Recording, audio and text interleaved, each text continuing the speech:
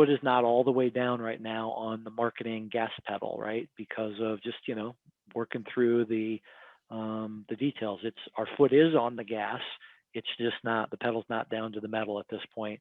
Because again, you got moving parts that, have to come alongside of. You can't just do all marketing and then not have, the sales and the fulfillment in order. So you guys have watched us, many of you over the last, year and a half, kind of watched us kind of build up in those different areas. So as that kind of funnel works its way through the process, and you start at the top of the funnel with a prospect, and they come down here and you convert them from a prospect to a client. And then after that, there's also the part of the funnel that's the UX, the UI, the client experience, right? And so, hopefully you've heard me say this before, and it won't be the last time, but as we get a little further down the road, a little bit further down the road, right now, client experience is probably one of our three focuses when you look at resource allocation, resources meaning, time, people, and money.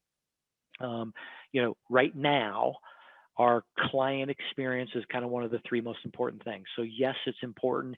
And yes, we have and continue to allocate resources toward things related to the client experience, right? Meaning, how do our clients have an amazing experience, working with LenCred?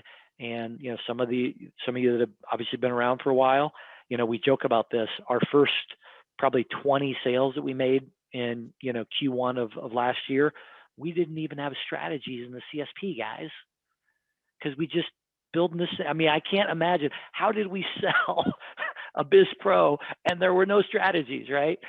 We had the nerve to think that wasn't necessary. And so then we kind of said, wait a minute, we had the idea of saying, I think that there's something missing here. And so some of you remember, Tom was the first strategy guy. I did all the strategies in the beginning. And, I'm guessing, George, you probably remember, Lisa, you probably remember, I don't know anybody else, Carla, if you remember, you were waiting a long time because Tom wasn't as quick, right? Like, hey, it's been a day now. Are my strategies going to get done anytime soon? Well, it's because yours truly wasn't getting to them very quickly, right? And so obviously that's a part of, the client experience wasn't where it needed to be. So right now, in the business model, the client experience is one of the three top priorities, right? Meaning time, money, and people and resources are getting allocated in that direction. As we get a little further down the road, it's going to become number one. It's going to be the most important thing. Not the only thing, obviously, but right now it's one of the core things because there's some other pieces that are kind of getting put in place. And it's fun to look back and realize how much better off we are now versus 6 months ago versus a year ago versus 18 months ago. And to think we actually had the nerve to not have a set of strategies makes us probably all laugh. But when it, back to the client experience piece would be, we will talk about it more and more, and it will become even more of a focus. And so as you think about working through a business model that's debt financed or financed out of pocket rather than financed through angels and VC money, which is what we are. We're not, we haven't sold any of the ownership. We haven't taken on any angel investors. We haven't taken on any VC, private equity, none of that. We have no intentions to do so. And so as you think about working through that process, right, that tends to mean that even if you borrow money or even if you got a whole lot of money to kind of throw in the kitty, either way, it means that you might hire a little bit slower than somebody that goes out and raises $5 or $10 or $20 million, in a seed or a Series A type of round. Those models are going to hire people quicker. But there's also the other side of that where there's a reason why those types of, the VC funded companies don't succeed as often as, debt funded companies. There's a reason why. And one of those reasons is sometimes the needs evolve organically as you serve your clients.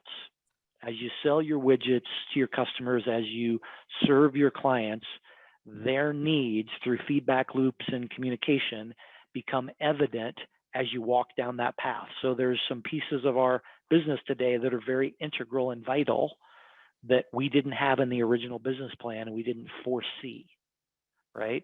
And so when you raise VC money, it's given that there's going to be millions of dollars of waste most of the time. And so that being said, we've got lots of waste that, things we did wrong and we learned the hard way and things like that.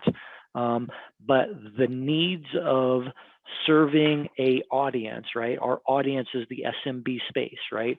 And I tend to be a little partial to our business model, because we can serve a real large percentage of those 31 million small business owners in America. We can serve a whole lot of them, right?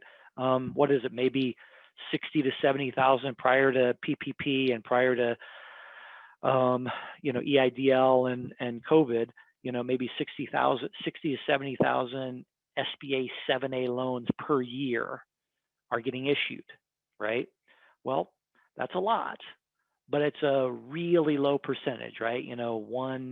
Whatever percentage of 1%, you do the math on 70,000 divided by 31 million. If you want to do that, tell me what you get. It's going to be somewhere around 1/100th of a percent or whatever it is, 1/70th of 1%. So the types of loans that you and me and we can monetize in the small business consulting space or in the commercial loan brokerage space, you got those, and you got your cash advances and you got your factoring. I mean, I bet you if we put 20 brokers in a room and said, you guys have all been in business for the last 3 years, I'll bet you less than 5 of them have done a single factoring deal, right? There's just not a lot of factoring deals out there in the marketplace, right? And they tend to be, your middle market companies. They don't tend to be the guy that's in his first 1, 2, 3, 4, 5 years that's doing either a little bit or maybe $100,000 or whatever. So your factoring deals, for a commercial loan broker mean that you're out there in the red, bloody waters where you're fighting against usually established relationships and people that might be more savvy and seasoned than you, potentially, right? And so those are tough ways to make it in the commercial loan brokerage space, right? You look at what's Terry's last name down in Nashville, the Luker. genius. Yeah, you look at Terry Luker. Well, look at the established relationships he had before he stepped foot in the space, and look at the lawyer that basically fed him all the deals those first couple of years. That's awesome. That's amazing. He's got a great business model, and he had an established distribution channel the minute he kind of put the shingle up, right? Most of us don't have that. Most of us have to build. We have to establish. We have to find, and we have to do that kind of one day at a time and one brick in the foundation at a time. And the building that you're building doesn't look real pretty when you got 20 bricks up and people going, what's taking this guy so long, right? It takes time. It's not easy, right? And so, kind of back to the client experience, right? We're all doing the same things, right? Tom's doing the same things Terry's doing, that Nancy's doing, that Jeremy's doing, that Kirk's doing, that Jeff's doing. We're all doing the same thing. And the alliance gives us a chance to kind of somewhat collaborate on it. And one of the little breakthroughs I've had that's kind of gone good is there's some lead flow that then you guys are helping me and us, and hopefully I'm helping you a little bit, we're helping you a little bit, and it's a two-way street, right? And so, when Tom says, open up your calendar if you can, it's because we got more for you. But I understand if you say, hey, I'm spending part of my time building my own network because I want to close some 30% deals with you, and I want to do some of my own 40%. I get it. And not only do I get it, but I want you to completely crush it and have your breakthrough, because if you do more deals at 40% with us, let's say, and less at 30%, we're still all winning, right? And so either way, there's power in what we're doing, guys. I've never believed more in what we're doing than I do now. I believed in it from the beginning, but some of that was that faith that hadn't seen some things that I've seen you guys do now, right? And so now that I've seen some of you guys do what you're doing, it reinforces, right? And a lot of the stuff that's improved and been added is because of that feedback you guys are giving us. What you're telling us, this is working and this isn't. And, we had some feedback yesterday around the script, something we probably need to improve at and do better at and provide more support at and things like that. But again, with your allocation of resources, we're up to about 60 people now, at LenCred. But those of you that were with us when we rolled out, in February, March of last year, we were at, 20. And so, that allocation of resources along the way. And the good thing is we've been able to make a lot of good decisions, not perfect, not without fault, right? Made a lot of good decisions for the people that we kind of brought along in the early stages, because it's hard in the beginning. I see your hand. We're going to get to you in 1 minute, Carlo.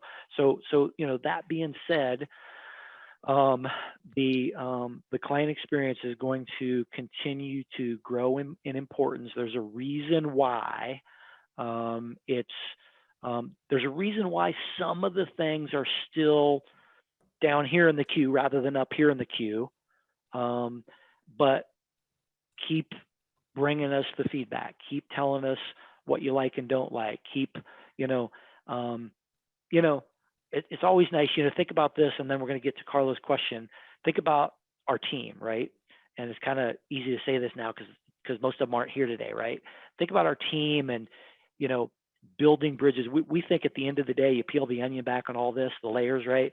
And we think this is really about building bridges and developing relationships. That's what this is about, is how can we build bridges and develop relationships, with people? And how can we do that with caring, right? How can we, be the kind of Kobe Bryant, we're going to win every game and close every sale, but do it with care,